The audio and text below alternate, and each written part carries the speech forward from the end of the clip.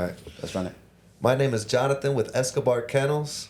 Jesus with Fire French Bullies, man. This is Behind the Breeders podcast. We have a very, very special guest today. Mr. Sidney Chapman with Himline Frenchies is in the building, man. Let him know, man. How long have you been breeding, bro? And what got you into this? What's up, you guys? So Sid, Himline Frenchies, Him Blood, Frenchaholic. So about 10 years ago, 2015, March of 2015, actually, I bought my first French Bulldog.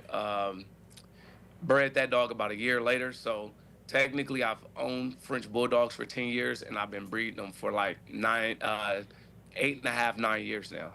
So the reason why I originally got into French Bulldogs is because I had a daughter, and when my first daughter, well, no, that was my second daughter actually. When my second daughter came around, she used to open up the cages for the snakes, and when she used to do that, they used to get out. So my wife at the time was like, "Hey, you need to get rid of those snakes."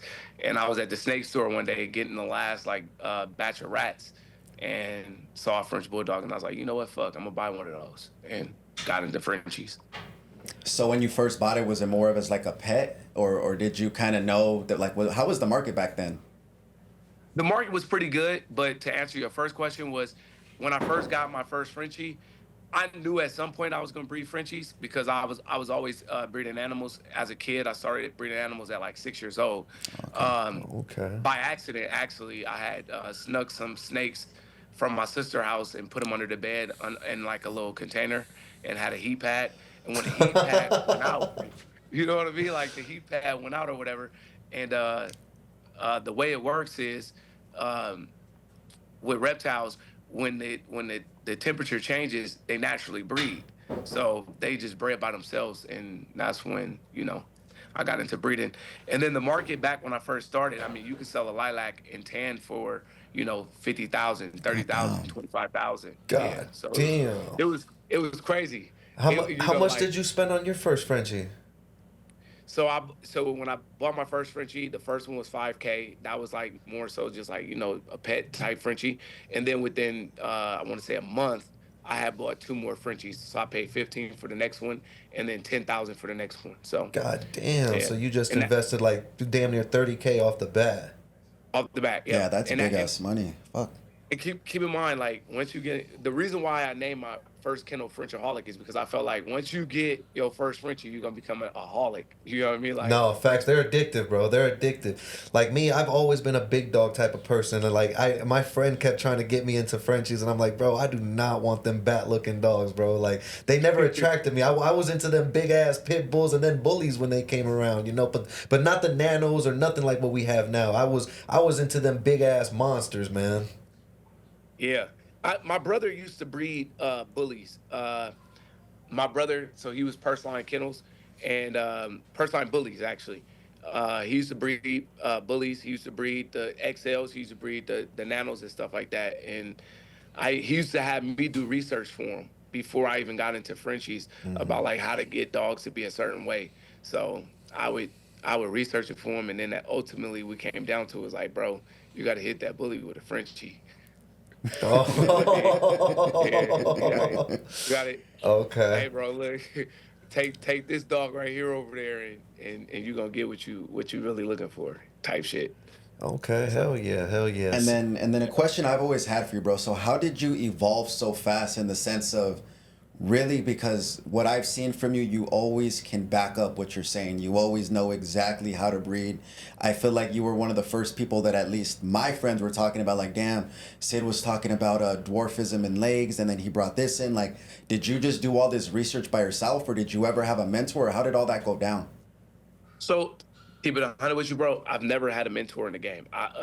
And the way that I move is I just educate myself by multiple breeders.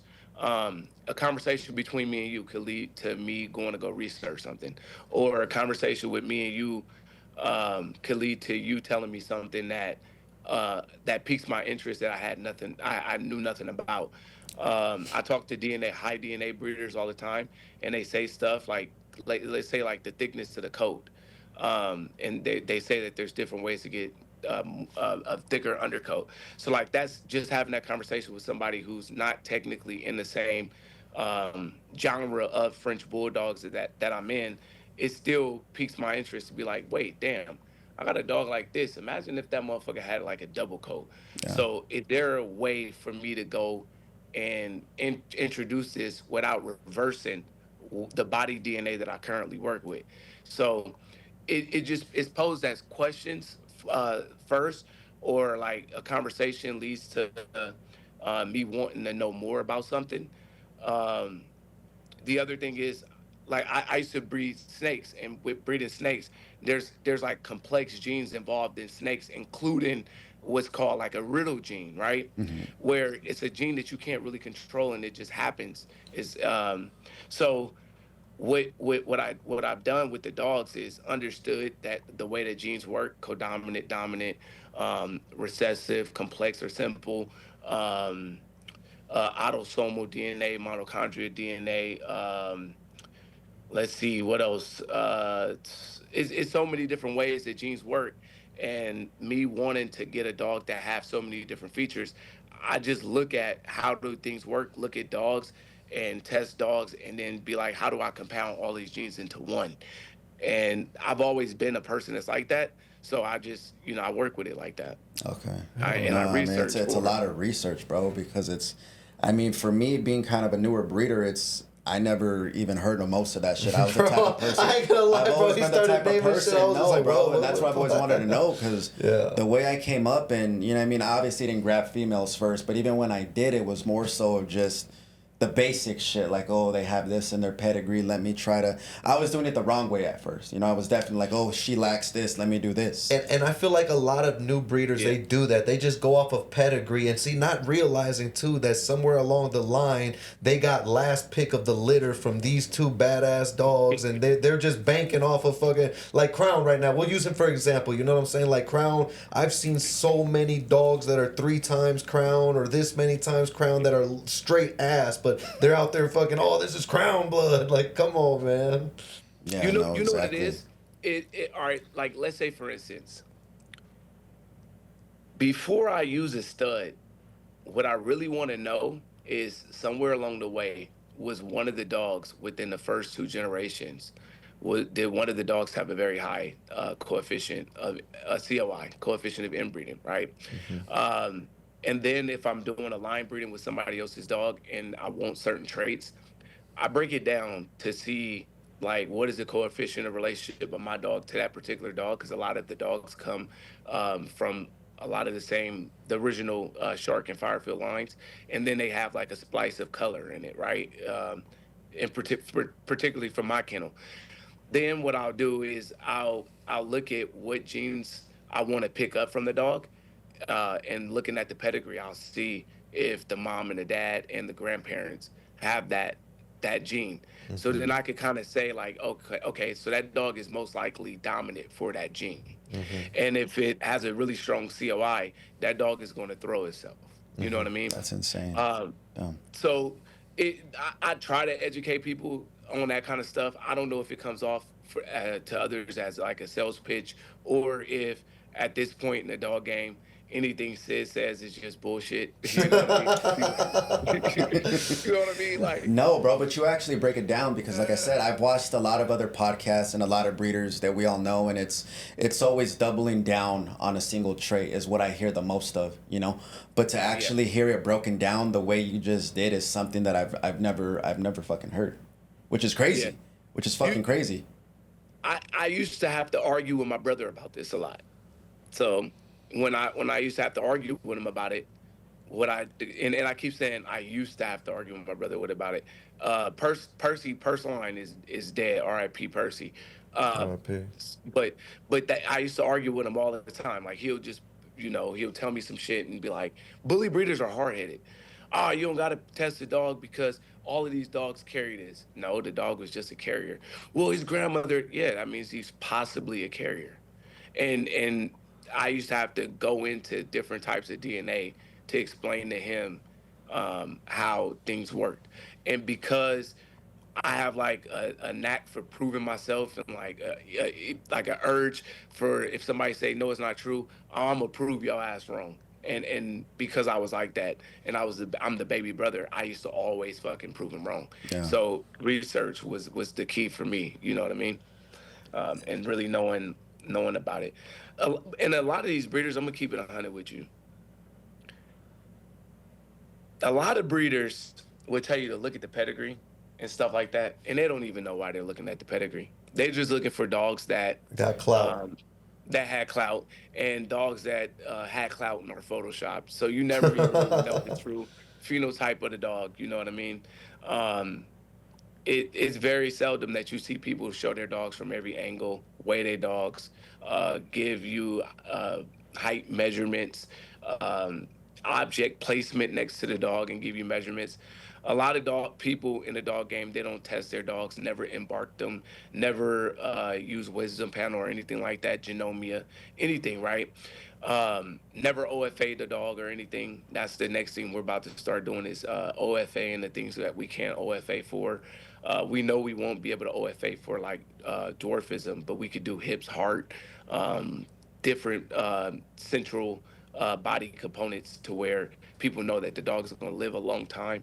If it is going to die, it's going to die from something that they did. You know what I mean? Okay. But yeah, they don't.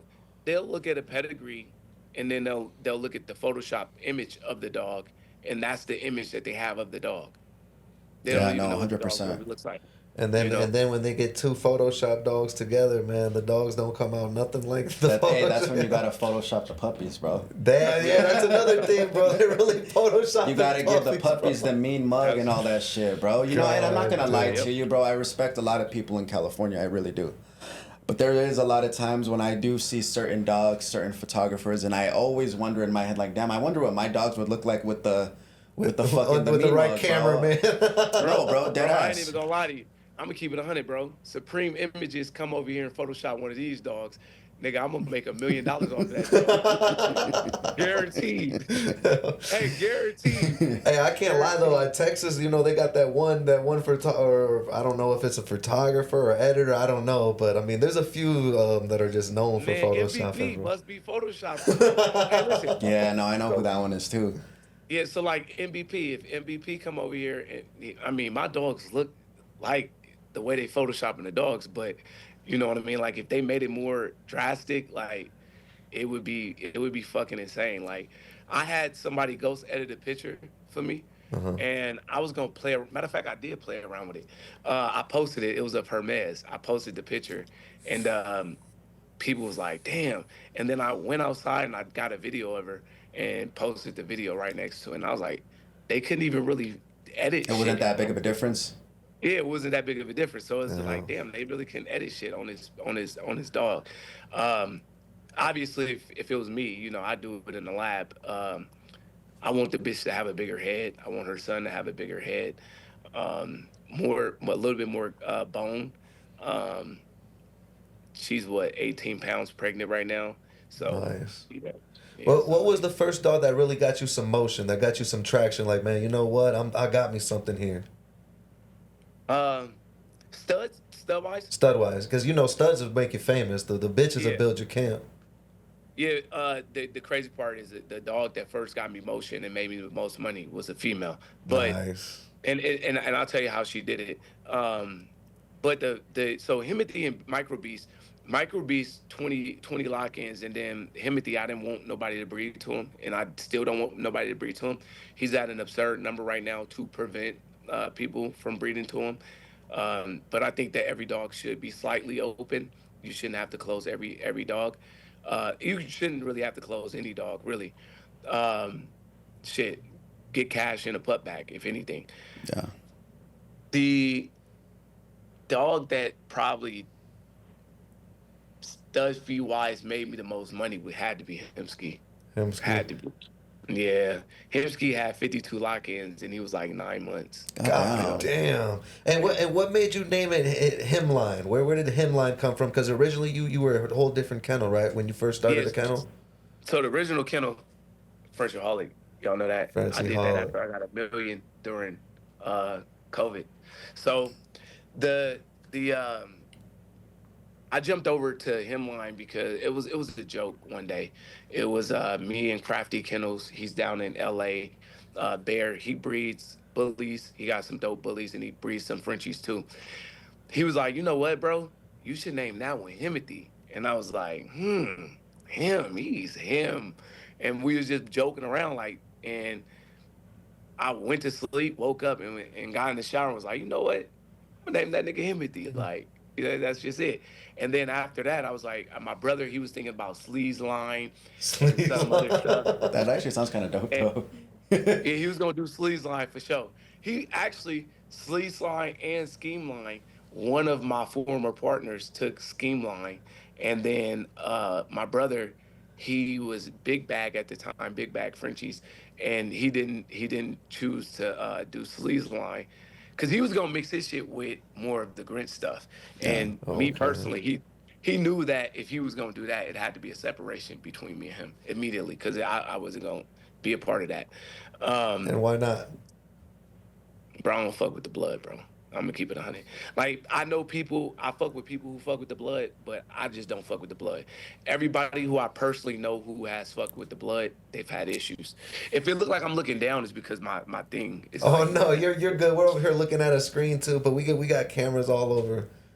got you. So like, the reason why I personally don't fuck with the blood is because to be high up in that particular community, you got to keep going back to Joe. You know what I mean? And to me, I've never been the type of person who always want to go back to somebody, or At a I've certain never point, you been. shouldn't have to. Like, you know what I'm saying? If I breed to you, and get something that I like off your yard, I should be able to have something over here, or at least within like 3 breedings or 2 breedings. Yeah. If you come breed to Django and then come back and breed to Hemsky, or breed to Hemsky then breed to Django or Percy or to Pete Newton or to Himothy, you're gonna be set with the features you wanted. Um, if the female that you brought at least has her legs on the cusp, and she's not like some bullshit female. Um, so the other thing is this: when you have, I think that personally, when you have a bloodline that is, because I don't take nothing from Joe. Let's back up. It ain't no hate towards Joe. What Joe did was he captivated the blue market coming into it, right? You had XB Eddie and you had Joe. All respects to both of them. Do I like Joe? No. Do he like me? No. I don't. Do I give a fuck? No. Um, but just out of respect for the line and people creating lines of dogs, right? Forget the people involved, forget him and forget me. Um, he captivated the blue market and he did a good job starting out with it. The thing is it got too inbred and bred with issues to where I know a lot of people who spent 100, 150, 200,000 on that shit, and the females don't take, and a lot of the males come out with no nuts, or I mean Mm. one nut. You know what I mean? And that shit is autosomal recessive. So that means that unilaterally one parent can affect a male. So you could bring a female to me and breed to my dogs that I've inbred. Just think about it. I've inbred them, and they all have two nuts, no issues, right? Females take first breeding, um, and you can breed to one of my dogs, and you can end up with a stud with no nuts. I don't want to be a part of that. I Facts. just Yeah, no, I mean Facts. that's simple math to me at that point. yeah. You know what I mean? It's a no brainer. Yeah, I don't want to associate myself with anything like that. It's a lot of things I don't associate myself with. Any line that knowingly breeds hemivertebrae into their blood, don't want to be a part of it. Any line throwing heart murmurs and stuff like that, don't want to be a part of it. Anybody who has to, in this day and age, go back to EBs to, perfect a particular look or anything like that, don't want to be a part of it. Any line that constantly throws hip dysplasia, don't want to be a part of it.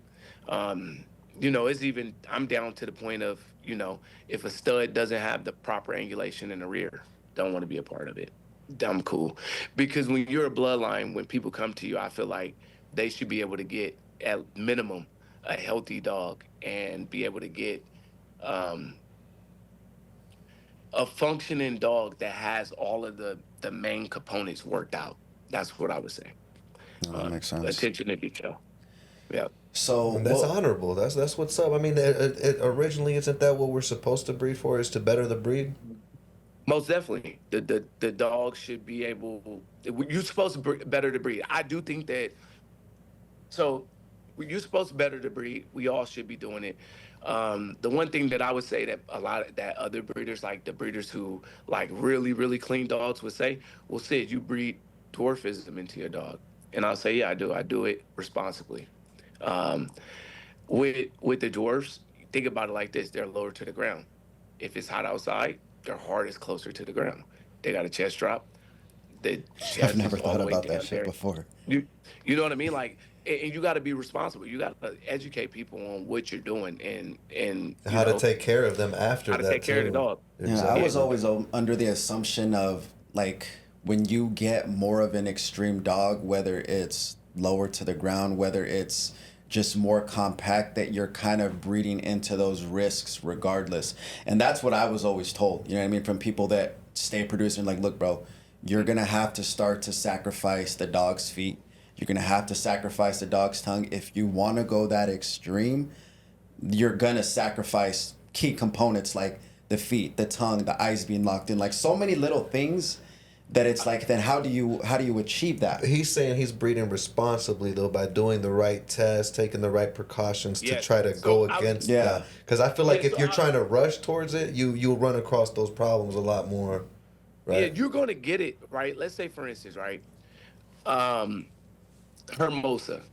Let's use my dog Hermosa as an example. See, a lot of people don't know that I criticize my dogs more than By the anybody. way, that's a I criticize any fire dog. ass name though, bro. That's Hey, a fire ass Hermosa. name, Hermosa, So the reason bro. why I named her Hermosa is because her mom name is Moet hmm and Himline her. You know Yup, what I mean? Like the and M's and the the hers. mimosa. Yep. So Mimosa, the daughter, Hermosa, Yup, and Hermosa in Spanish also means Hermosa. beautiful. Yup. Yeah. So what I was what the thing about her, right? She's an outcross that came back on a collaboration with one of my partners, long term partner from New York. We've been working with each other, I think, since 2019, right? And I got first and third pick off of dual sire breeding. And I took her at first, and I took her sister Hera at third. And the dog that was used was like off. It was a hustle hard production. The dog has like XB remnants to her, right? One of the things being the tongue and the nose placement. Hate those two things. Hate them. They come through on outcrosses. The the tongues of the XB dogs sometimes, and they mastered it because they're inbreeded it with the way that they fixed it. But when you're using it on an outcross, the tongue and the nose, if you get it from an outcross, immediately inbreed the dog or breed it to a dog that has a very strong COI. Um, and I say that because it's because you want to get rid of the XB remnants. So a response when I say I'm breeding responsible, I have one female with that issue, and that female, the breedings with that female, it would be corrected immediately. I won't do any breedings that will continue that with her. I brought in what I wanted, and now the key is to move forward with fixing it. That's it. Okay. You get rid of it right away. Some people be like, "Oh fuck, I don't care. It's a dope dog, and da da da. I don't care if I make more of these motherfuckers like this, or with like the tongue or the nose placement." And it's like for me personally, fix it. If you don't like it, fix it. Yeah. That's the skill of a breeder is know how to fix it. Um, a lot of people do they have dogs that have high COIs that's outside of another blood that have all the features that they want. I think that's where the issues arise with whether or not somebody can do it. You know what I mean? It's a challenge to me. I inbred her, I dual sided her, I inbred her, and I bred her to one of my inbred boys. So That makes took her back sense. to dad and an inbred boy. A lot of free knowledge, bro. No, Honestly, I love it. like I I'm love learning a it. lot. Hey, And Frank gonna get mad at me about that.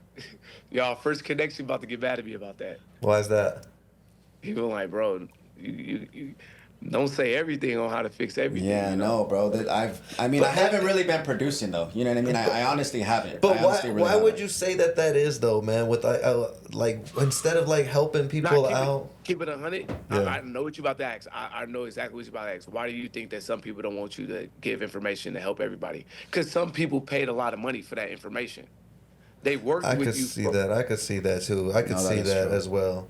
yeah, and Honestly, and and you're giving people with other that don't work with you directly ways to compete with you on how to fix stuff. So it's still a market where there's competition within the market. That's the one thing I love. I love the competition within the market. I love competition. So you kind of create your own competition. The one thing I always tell the people I work with is, even if the structured community knows how to do it and they improve the breed, they still gotta get locked in everything that we have locked into the dogs that we have. We have studs with 7 panels full of dwarfism, like Damn. small body size. So how many people even know where they're at with that? You know what I mean? How many people actually know what dogs to go to get the genes? You know what I mean? So facts. that's where I tell them that's the reason why I don't mind divulging a lot of information, is because they still have to find the dogs to do it. Yeah, no, that No makes facts. sense. That's facts, That bro. makes a No lot of lie, sense. no lie. So you got a kennel going. You got, man, clearly you're super knowledgeable. You do your research. You do your homework. You also have hell of a reputation for controversy that follows you as well. How do you think that came about? Keep it 100. All right, so look.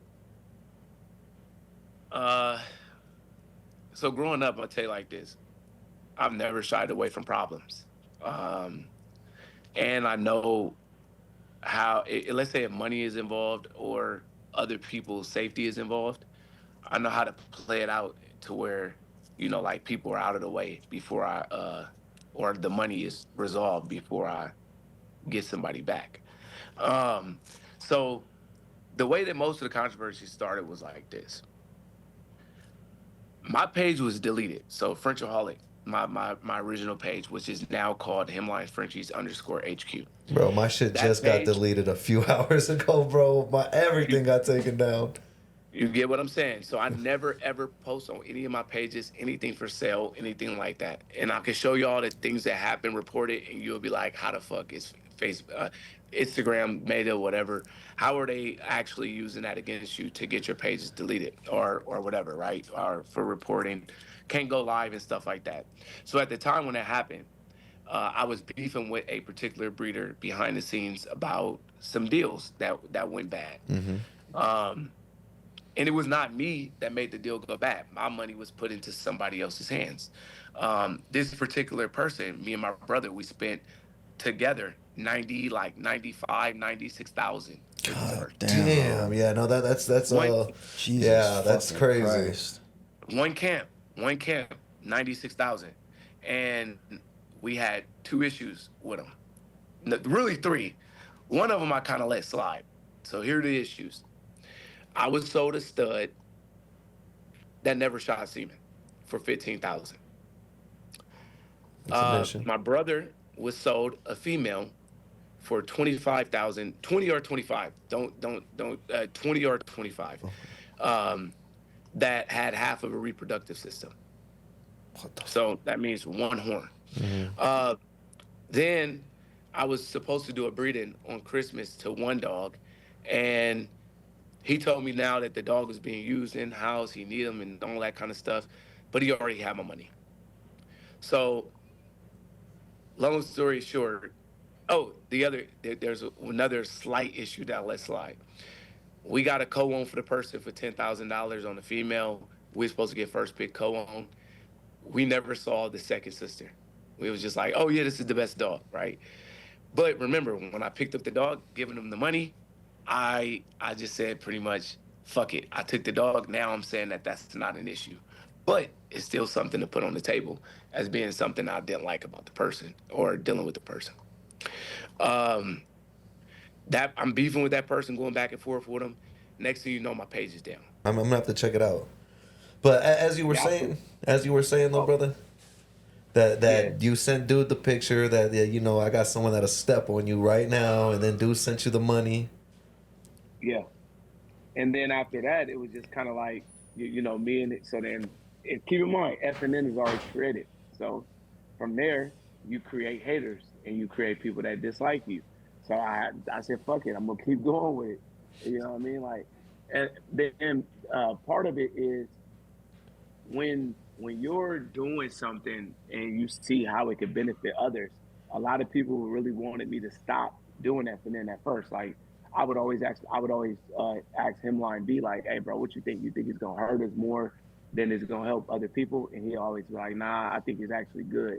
I wish I wish like it was a source out there when he was buying dogs, because even though he had me to bounce stuff off of, your brother not gonna always listen to you, and sometimes they want to do something a little bit different than what you're doing. But if he would have been able to stick to the script, he wouldn't have got for as much money as he got for it, because he was buying a lot of DNA dogs and all kind of stuff during that time. So we just kept rolling with it. Um, so I mean, those two beefs with East Bay Frenchies, the one that's the $95,000 account, and then the other one with a partner was stealing stuff. That was Golden State. And do you Then it feel was like, like, since, oh my bad, I didn't mean to cut you off, but do you feel like oh no, since they had like an established kennels and, you know, had a name, that it just brought a lot more other people that had nothing to do with the situation, just, you know, taking their side? yeah, all right. So like that's what happened with me and Justin. The reason why I don't fuck with Justin is because Justin he kind of butted into the shit with me and Golden State because he was making money off of Golden State, and that's what a lot of people do, right? They'll be making some money off of somebody for their platform or whatever. In this particular situation, it was the platform. So what he did was he kind of like sided and tried to slight me or whatever, right? Mm. But I'm the one that even told Nico, like, if that's what you're doing, like, I'll go lock the dog in. He ended up getting 3 lock-ins to the dog, and it was behind me. You know what I mean? Like, hey, bro, that might be the way that you could go. So people jump in other people's stuff just to kind of like show loyalty or like a fan base. That Mm-hmm. was the thing with East Bay. There was a few people who I got into it with over being into it with him, but they didn't spend no money like I spent with him. You know what I mean? Facts. Yeah, no, It for was that real. it was that they money. So what they should have been doing is paying attention to what went wrong with me and him, so that they could learn what was going to happen to them next. And that's what a lot of Uh, people don't do. They don't look at it like that. Another one that happened like that was me and Kendrick Perkins ended up on the same line with Lilo, right? And he called me out my name, and it immediately went left from there, right? Bro, Um, you got into it with Big Perk. bro, listen, no shit, I didn't know about that. and a lot of people forget that he called me a bitch, and by the end of that Mm. thing, he was a million bitches. You know what I Mm. mean? So my thing is like this. After that, then I get into it with people who was a part of his team, and it's just Mm. people that listen. I promise you this. This is how I always tell them. I got kids, and nephews, nieces, and great nephews and nieces, and I tell people like this: don't get into the middle of person beef if you ain't gonna go, unalive somebody for that person, because you never know where some beef is gonna go. So don't get in the middle of people's stuff.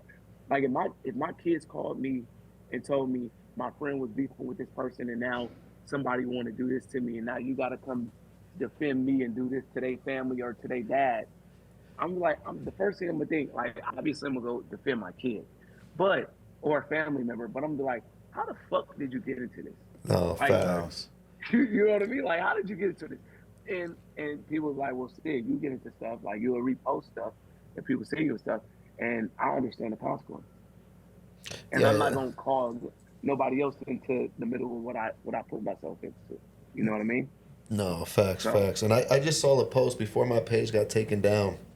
There was a post talking about how the dog game got so many clicks now, and they're trying to start like dog group gangs and stuff. Like it's craziness out here, man. yeah, yeah. You know what that's for? I'll tell you like this. All right, I'm like, all right. Look, a dude. I'm on the phone with another breeder. A breeder. Me and the breeder is really cool.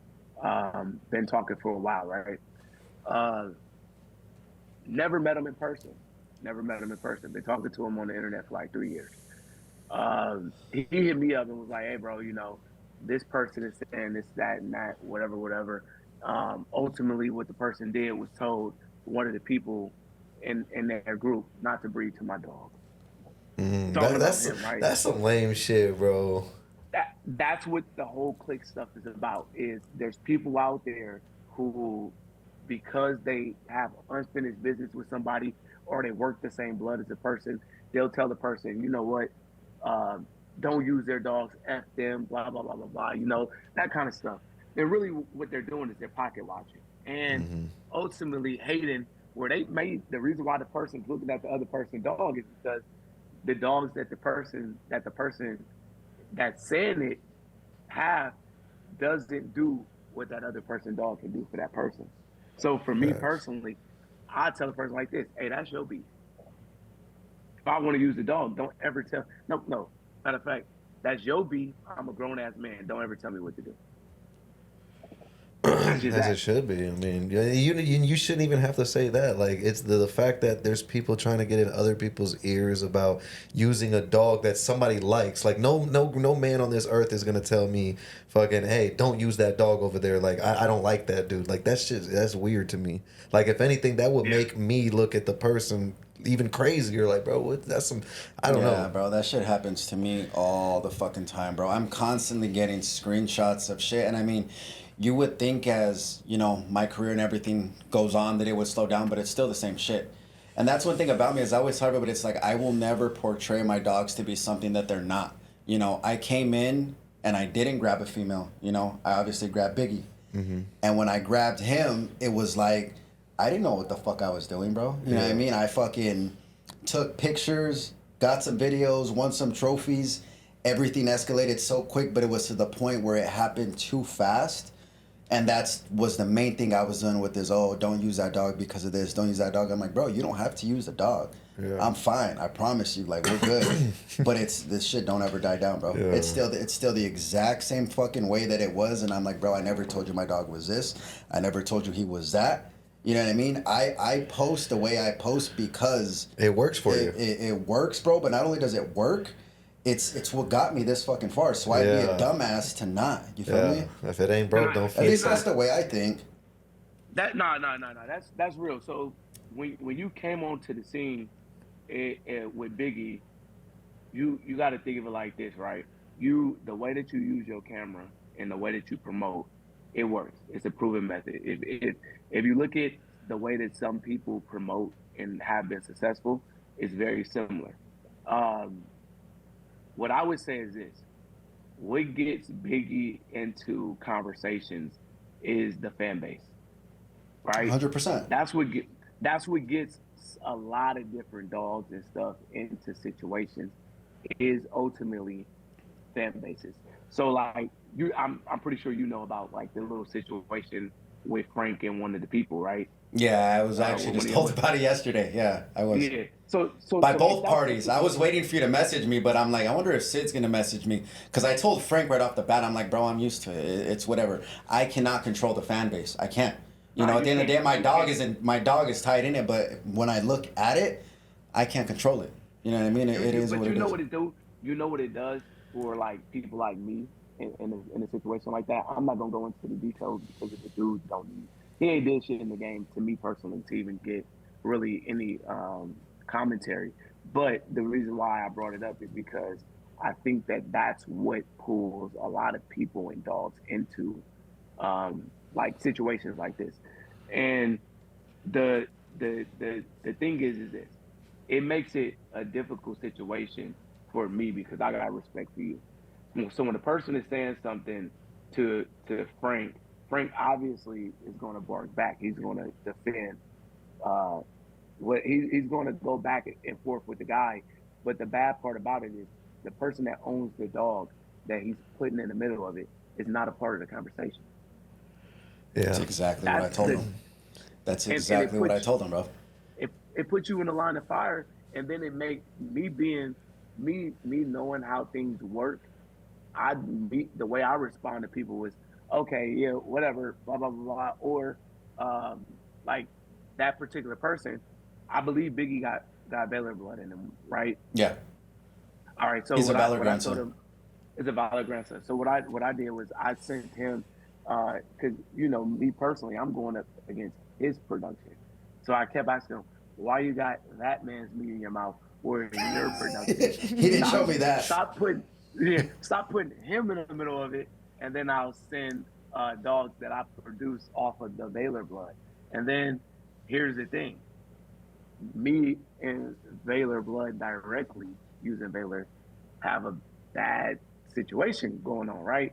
So I just in the comments, I just directly go after that side of it. You know what I mean? In the messages, I go after that side of it. And keep in mind, I've been knowing about the conversation for weeks. Didn't really feel no need to say anything until he brought it public.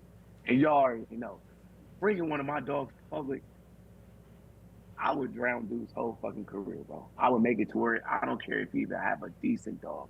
I'm going to literally make people think differently about the dog. What I'm going to do is I'm going to literally sit there and I'm going to go through my list and say everything that the dog is missing. And then when people ask me anything about the dog, I'm going to have just screenshot it in my brain the 7 things that would make me not use the dog. And he don't know that because he don't know who I am or what I've been doing. Yeah. And he says he doesn't know about Himline. I don't really care. There's a lot of high DNA breeders that don't know about Himline. There's a lot of breeders who try to act like Himline doesn't exist for their own personal reasons. You know what I mean? But shit, it don't matter. I'm still making money. No, I get it, bro. Yeah, and I mean, if I'm gonna keep it a buck, bro, and I know that you know this because it's just been apparent. But literally, bro, ever since I came in the scene with Biggie, there has always been this controversy, but not even controversy. I don't know what the fuck the right word is. But there's always been this middle ground between me and you, but there's still that sense of respect where it's never really got crossed to the point where, because I run a business at the end of the day. You know what I mean? I treat this shit like a business. I really, really do.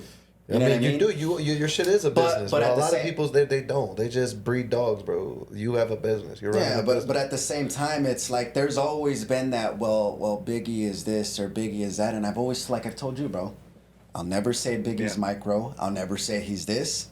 Sure, the angles worked. But I was one of the only at that time that was actually going viral posting fucking videos. You know what I mean? Mm-hmm. And it's facts. So the thing is this, right? A lot of people in the dog community like to compare dogs. I like to compare dogs myself, right? Compare and contrast, I look at what's there, what's not. And that's the way I build my dogs, is based on what's there and what isn't there. So like if I have a dog like right now, the dog that I have that's hot right now is Django. Yeah. I like him. And I appreciate it, bro. A lie like Sable is not for everybody. You know what I mean? Like some people will look at him like, bro, it's just a Sable. And to me, I'll tell them like this: break down the genes that's within the Sable, right? And it carries testable. I'm about to say, doesn't he carry testable chocolate and fluffy? No fluffy, but testable chocolate. So there's some fluffy carrier kids off of him right now. Oh, okay, that's where I got that. Yeah. And he's inbred too. So what he is he's highly likely to throw. He's thoroughly bred. So, I didn't know he was inbred. Yeah, he's inbred. He's actually the inbreeding that most people say not to do. It's son back to mom. So, yeah, I heard that's like a big no-no. If you could pull that off, you got. But let me ask you this though. Okay, is it true though that when you do stuff like that most of the litter is trash and you only get like 1 or 2 hitters, or did all of them come out like decent, like as if you didn't do that? Is what I'm asking. This motherfucker smile told you everything. You know what I'm saying? So look. The biggest test of my career, and I knew what it was going to be. It was going to be inbreeding after doing outcross. Right? Because you could go, I'm going to be honest with you guys, you could go and breed to a stud that's nice and get a nice production. Mm-hmm. But when you go back within your yard, is it really gonna show that you could breed, or was it just, are you a one hit wonder? What are Yeah. you? You know what I mean? So what? So think of it like, oh crap, my daughter. So think of it like this: if you're able to inbreed a dog back to mom or dad or however you do it, your choice is the way that you want to do it, and you're able to get a litter of 4 dogs, 2 studs and 2 badass females, off of the litter. They're all healthy.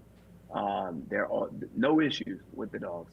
Angulations on point, heights on point, consistently within the dogs, bones on point, head size on point, fronts on point, back length on point, width of the dog's back is on point, mobility, everything, right? Hearts, everything on point.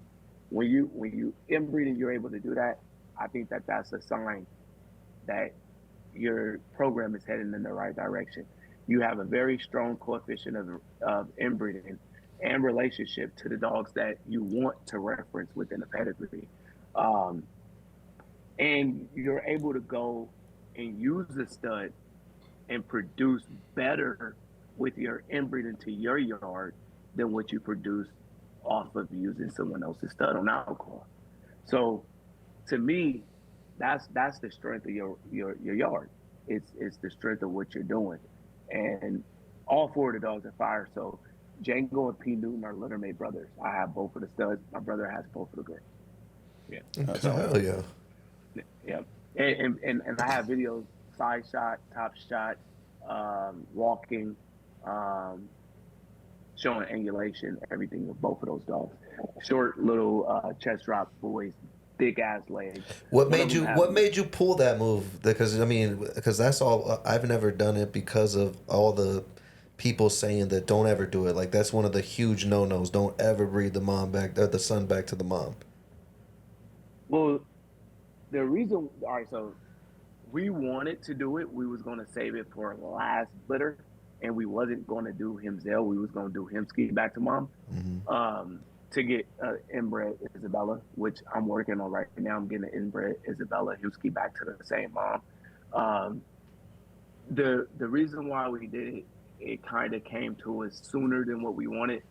I reached out to Dunk, was like, bro, what's the cost to breed to Yo-Yo? The same female, it was more than before. I already had a lock-in to the dog, couldn't use that lock-in. And my brother was ultimately like pissed off because he had saw live, and it was like, well, they produce, but they're producing with other people's studs. And he was like, okay, ain't nothing. That is a hot ass topic. You feel me? We'll show your ass. You know, be like that's what we was at. We were like, we'll show you what we could do. And my brother gave me the assignment and said, if we used to inbreed any of the dogs, which dogs to inbreed? If we gonna do it, do we breed her to Himline? Do we breed her to Himski? Do we breed her to Himdale? Do we breed her to Himothy? What do we do with her to prove that we don't need nobody stud? What do we do? No, that's good. That's good. You know, he was on, let's go for Isabella, and I'm always gonna say, let's go for what makes most sense. And thought about doing a dual sire with both sons, but it was like, nah, bro, I'm just gonna run Himzel to her, and we did it. And history, and that's where we at with it. But it's a lot of chatter about whether or not we could produce. So Okay. we did. So, you know, to wrap, because I know, bro, with all the knowledge and just all the experience that you have in the game, we could keep going and going. What message do you have for new breeders or people getting into the game? For new breeders and people getting into the game, be wary of all breeders. Make them prove themselves. It's like going into it with a female with no cap on. She better show you something. Okay. That's a good analogy of it. Don't trust it. Don't trust it. You know what I mean? Another thing is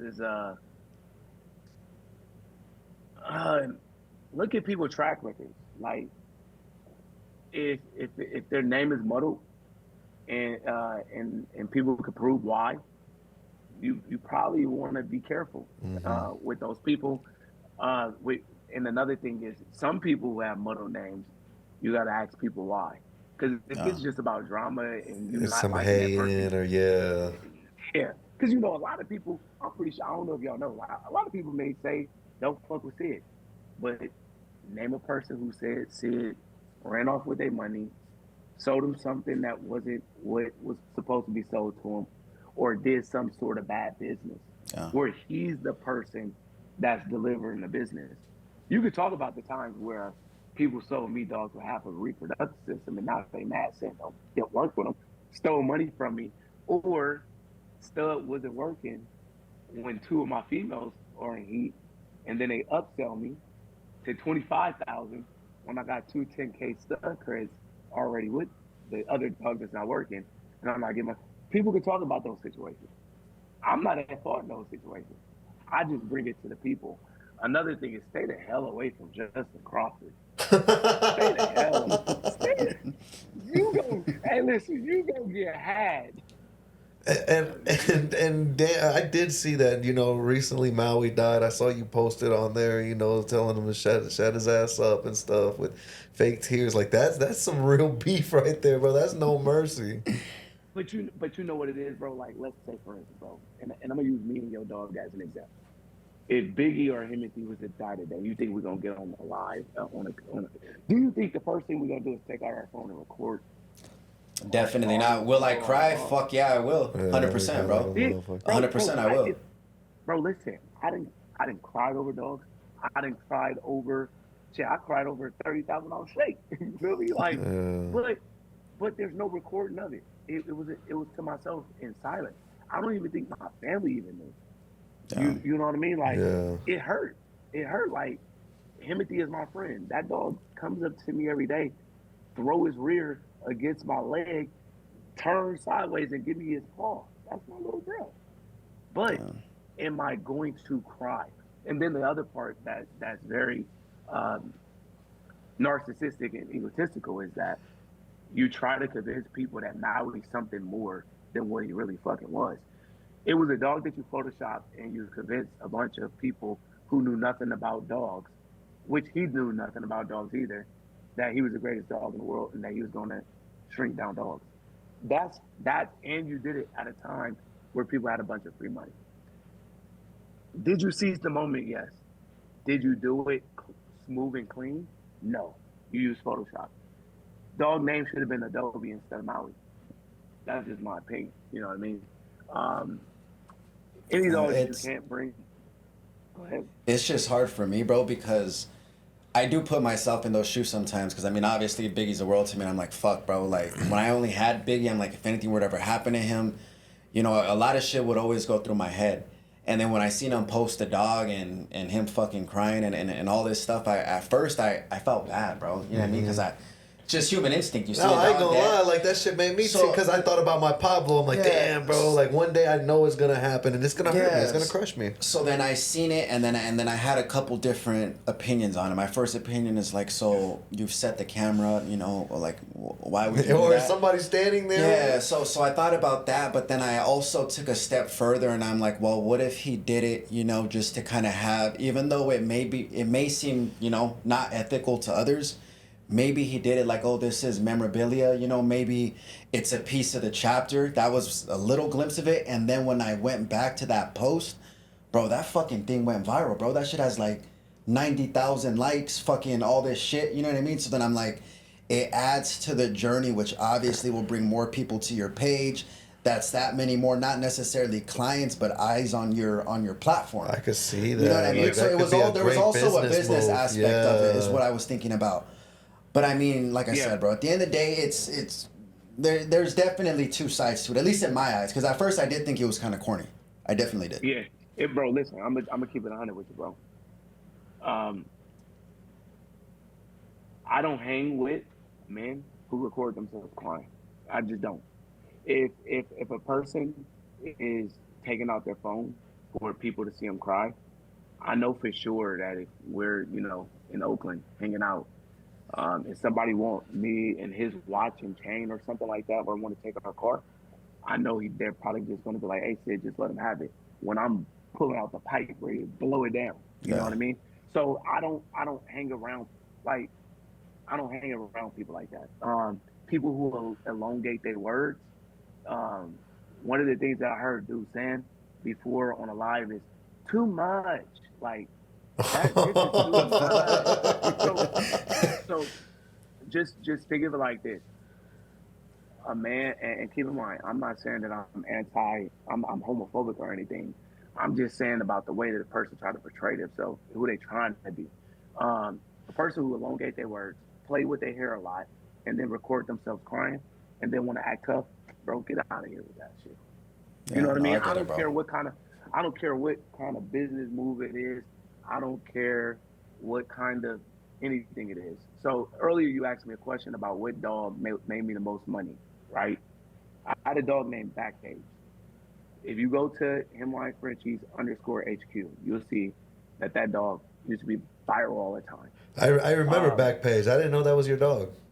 That was my dog, bro. I produced that dog. That dog was the Black Stripe Merle, Kerry Blue, Kerry Blue, Cocoa, and Testable Chocolate, born in 2019, bro. 2 copies of CDPY, 1 copy of CDPA, compact, big head, you know what I mean? Like, a nice dog, right? That dog, me and Golden State used that dog to sell all of her dad's puppies. So every time I had a Merle litter, because of her, I had hella people waiting for Merles. If you want attention for something, and we're talking about dogs, forget your personal journey. Let's talk about dogs. That's one thing that if y'all don't see on my dog pages, is not personal about me. It's really personal about dog and dog. It's really about dog and dog business. So if you go through my main Himline Frenchies page, all you see is dogs. And I present my dogs as the reason you're there. That's the product that I'm selling.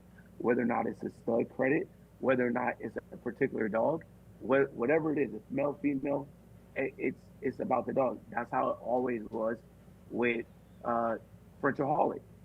With Go to Say used to always tell me is the reason why the reason why it's not so easy for you to sell dogs on your page when I first started is because people don't know who you are. That's exactly what I was about to say. That's exactly what I was about to say. Now everybody know my name. You know what I mean? Like people know that I'm Sidney Chapman. It's a lot easier. But back then, when I first got into breeding dogs, Black people were not as we weren't into breeding Frenchies as much as we are now post COVID. Yeah. Okay. It proliferated post COVID. So like a lot of the breeders who was getting back then, who was getting the sales were, keep in mind, the game is predominantly Hispanic. Pre-COVID, for sure, predominantly Hispanic. So the standard dogs were predominantly white. Let's see. Once we hit COVID, there was an influx of Black breeders. So with COVID coming, it made it to where it was easier for me.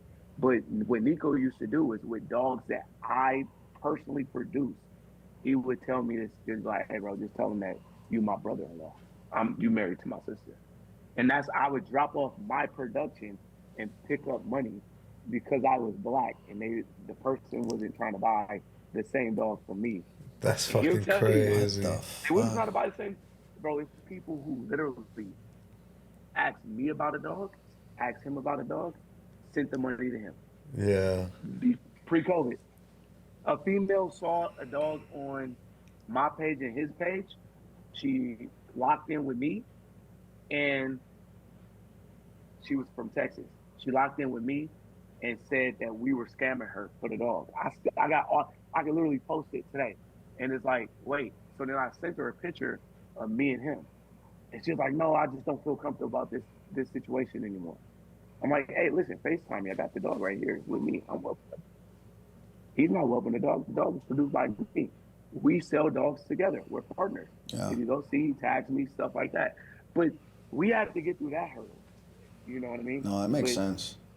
It definitely makes sense. That was part of it. Yeah.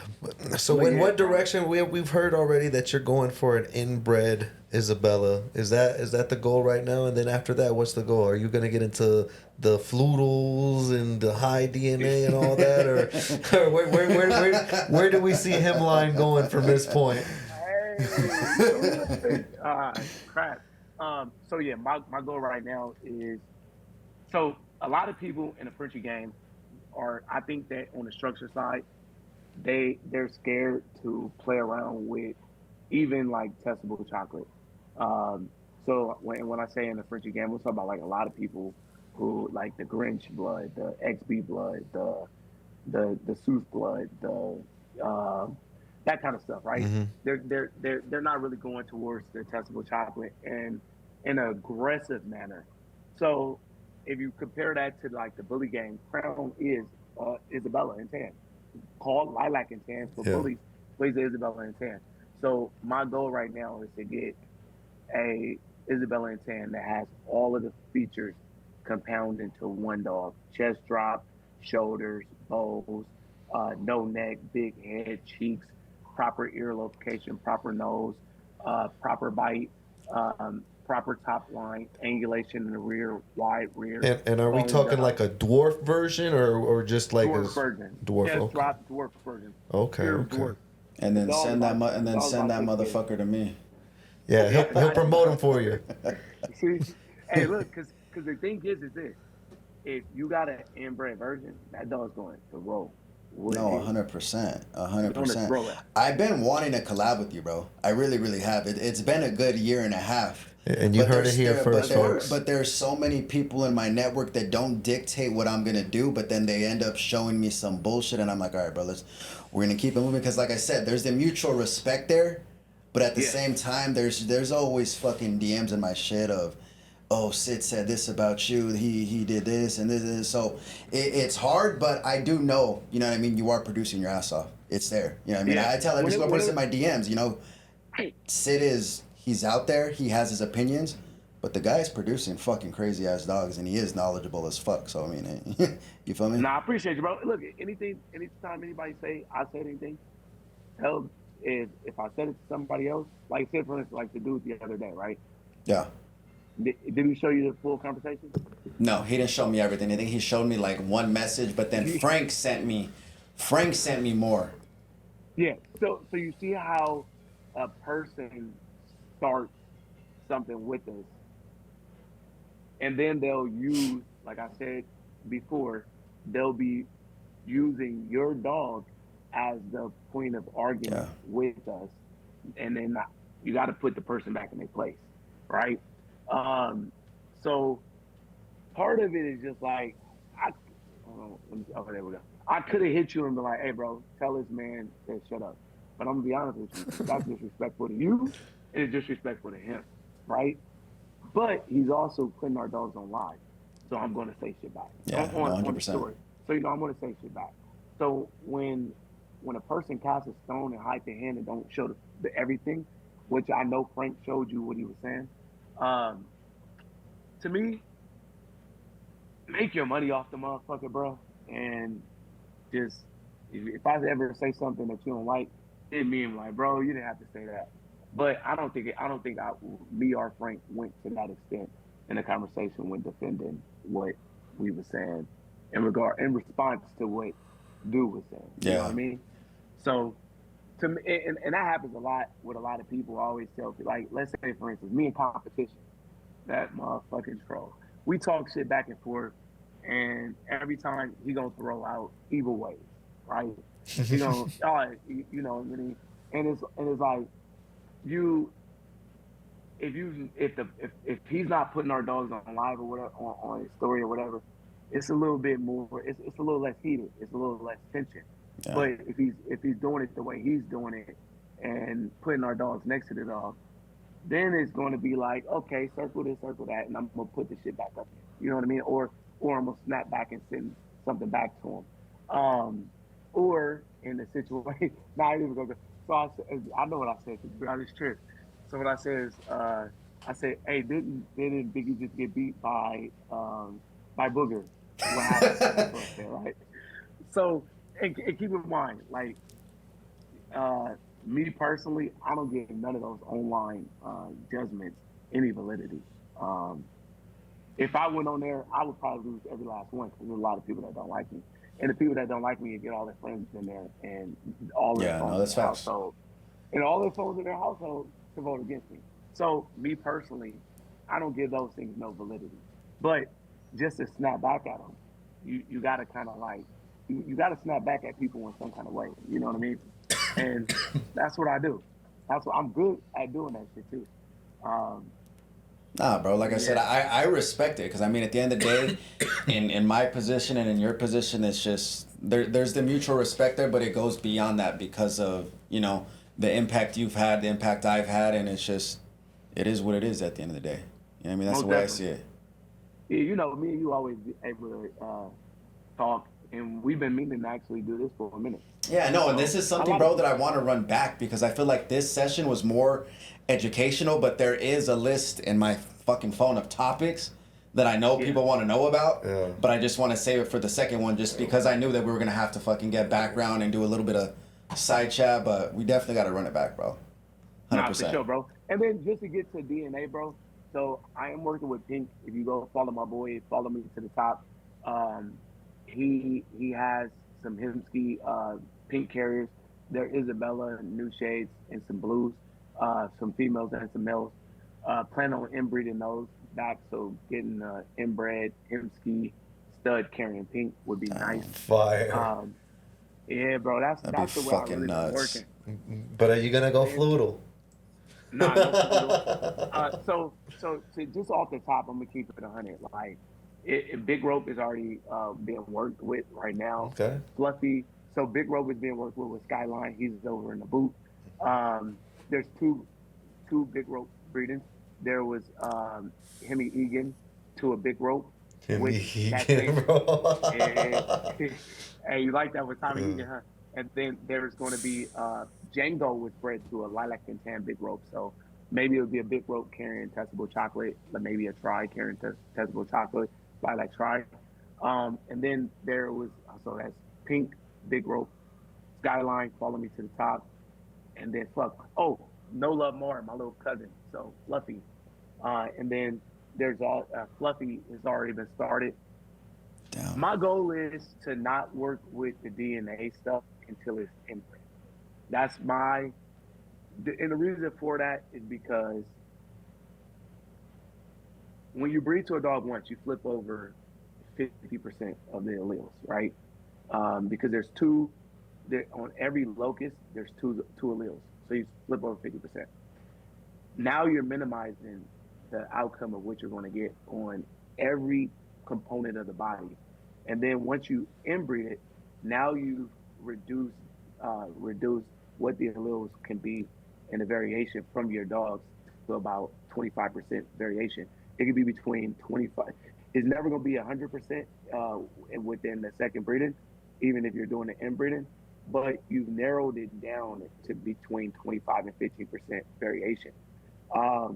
So in doing that, if I breed any of those dogs to any of my dogs, I should get something similar or to be like nearly an exact match of what we're doing, but adding the L1 or the L4 or the rope. Another thing with big ropes is you got to work out the Shar-Pei fever if it's present. So when you breed to it once and then inbreed to it with dogs that don't carry it, you're getting rid of that. You know what I mean? It's And free game as a motherfucker. yeah, for me personally, I test dogs. So if something like that was present, I would be able to just be like, hey, this is purely a pet. Boom. And what do you recommend for testing? What's the best testing site that you You experienced? gotta get you somebody who lives in Europe. So I got a cousin that lives in Europe, right? Oh So all I shit. do is I send to Genomia anything I want done. Damn. So yeah. Fire. One last Yeah. question before we wrap this up, because I know that you'll be able to tell me if you tell me. So, if I want to make a smaller Biggie Smalls, what do I breed him to, Sid? So listen, I'm gonna keep it 100. Keep it 100, You bro. gotta test Biggie, right? And you got to see what genes are present. Um, when you know what genes are present, I'll just run it to you. There's CDDY, CDPA, GHR 177, two different types, STC2, one GF1, and there's but if I move this down, will it remove it? No, There's one more. All right, there's one more gene. Let me just get it real quick for you. I was thinking about bringing him to a fucking a daughter, bro, but that shit's I don't- crazy, bro. Like, I'm gonna have to take this episode I'm and telling study you, this bro. shit. I'm telling you, and this daughter- is just A daughter may do it, but you got to remember, inbreeding will usually makes dogs a little bit smaller. That's what But I've I'm heard. saying, yeah, I've how never do done you- it before. how do you get it ultimately small, and how you could do outcrosses, line breeders, and everything, and get a dog to be smaller. There's a way to do that too. So I'm saying from the standpoint of so IGF1, IGFR1, STC2, GHR E191K, Damn. and GHR P177L, and then you got CDPA and CDDY. So if you see that 7 different locuses of a dog that can determine the size of a dog, growth receptor blockers. So let's just say forget Biggie and the question concerning Biggie. Same thing for Himothy. Let's say fuck Himothy and the question concerning how to get a smaller Himothy. Just out of respect, not trying to say fuck Biggie, you know what I mean? Nah, I get it, bro. But what you do is you look at what size dog you want and what size dogs you have. Look at the females in particular, right? And the smallest dog you have, and look at what's present. What you want to do is you want to get as many of those alleles, 2 copies, that and as many alleles that you have to make it smaller dog size. So if you could get a dog, like let's say I got a dog named Himhefe. Himhefe has, of the 14 alleles, so 7 different locuses, 14 alleles, he has 13 copies of smaller. Damn. So that dog, to me, for a stud, until he's only 8 months, going on 9 on the 30th of this month. To me, right now, he's too small. So if at 13, 14 months he's too small, then I think for a male, 13 copies, I have to reverse one. You get what I'm saying? Yeah, So that you makes have sense. to figure that part out. And the female that has the most body DNA for smaller size and shorter limbs, that's who you breed Biggie to. It's not even about if you could find it with a strong coefficient of relationship to Biggie, perfect. If you can't, breed it to Biggie, pick up the genes, breed a Biggie's son that's probably smaller than Biggie to that dog's sister or something like that, or to that dog, and because they're half sibs, breed them back together and try to combine those genes. Oh, that makes sense. Mhm. Fuck, I don't appreciate even- you, bro, because I never really focused on producing. You know what I mean? It should have been my journey way long ago. I want to outproduce Biggie. I want to do this, but I didn't go that route. So now that he's getting older, to me, it's like, bro, what are you doing? You gotta fucking. Bro, you know what I mean? I've only had a kennel for a fucking Frenchie kennel since January of 2024, and I've just mastered the fucking original alphabets of fucking A, B's, and C's and L1s and all that. And this fool just dropped the fucking. So I'm like, God damn, bro. Yeah, bro. Look, you know what's crazy though, is people are like, all right, I'm gonna give you a breakdown of this. People will be like, Grinch, right? I'm pretty sure you test Grinch. 90% of the body of DNA is missing. He's for smaller size. Oh, for the smaller side. If you test Grinch himself, if you test a lot of these dogs, a lot of that stuff is missing, right? No, I believe it. And people want you to be like, damn, I need this and this blood and this and this and this. And it's like, if that's missing, to me personally, right now today, the dogs that are most relevant to me and what they can do to my kennel are my dogs and the dogs that can add something to one of the breedings. You know, you get what I'm saying that I'm doing. Mhm. If it can't add something or maintain the body size for me, then I don't want to use it. Let's say if it's a dog that there's very few bloods out there that got real back governors, like dogs that's not going to produce you dogs with over 8-inch backs. Um, if the dog don't have that in the blood, 9 times out of 10, I'm not going to use it. If I look at a stud and the dog stud does not have like a hock and a pronounced patella and it's wide and it has like an ass after the back, I'm not going to use it. If the dog has a neck where I put my fingers like this on the neck, if it's more than that, I'm not going to use it. So the dog that the way that I look at building dogs is body DNA first. All of the body size stuff, the chest drop, right? Shoulders, the width of the back, head size, all of those things are things that you can lock in on a dog. Even though you can't test for like head size, if both parents got it and the grandparents got it on both sides, you know it's locked in. Facts. Yeah. Another thing is, oh, nah, that's too much. Hey, look, let's save it for part 2, man. We need you out here for a part 2, bro. No lie, this is by far like One of the best. one of my favorite ones, bro. Because you really came on here and dropped so much knowledge, and I appreciate myself personally, even because, dude, I didn't know about none of this stuff, and it's stuff that it really makes me like. Because, okay, so like I said, I haven't even had a kennel for that long, you know. I have a vision, but like, I'll be honest with all you guys, my vision is to create beautiful dogs. Like, that's what inspired me. I'd see on Instagram like these fire ass fluffies selling for a big bag and shit. I'm like, holy fuck, well, I know I can produce it, you know. Just like you studying shit, I went into the lab, dude. I'm staying up all night fucking searching up DNAs, looking up this, looking up what's recessive, you know, just the basic stuff. But I wasn't really working phenotypes and genotypes or nothing like that. It's just stuff that you learn later on. And then like what he said too, it's like I didn't think like, you know what, one day I want to produce where I will never have to use any other stud, and this is a stud that I produced, you know. Like my own, it's just stuff like, you know, that you don't think about just coming into the game. And I appreciate it, man. Thank you so much for coming on. You're welcome, bro. Hey, just to say it and put it out there, bro, you got the way that you do look at dogs, face and stuff like that, the way that you take care of your dogs, the way that I see, the way that you present your dogs and stuff like that, bro. You're doing a hell of a job. And not everybody, including myself, know this stuff starting out.